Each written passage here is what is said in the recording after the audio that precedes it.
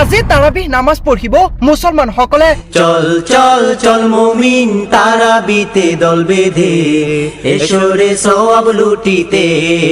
Saudi আৰবৰ ইছলাম ধৰ্মীয় লোকসকল সাজু হৈ পৰিছে তাৰাবিহ নামাজ পঢ়িবলৈ।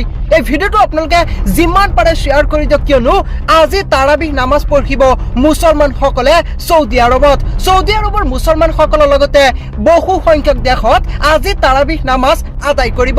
কাইলৈৰ পৰা ইছলাম ধৰ্মাৱলম্বী লোকসকলৰ ৰমজানৰ ৰোজা আৰম্ভ হ'ব সৌদি আৰবৰ লগতে বহু সংখ্যক দেশত। কিন্তু অসমত তাৰাবিহ নামাজ পঢ়িব কাইলৈ প্ৰথম তাৰাবিহ নামাজ পঢ়ি পৰহিৰ পৰা অসমত আৰম্ভ হ'ব ৰমজানৰ ৰোজা।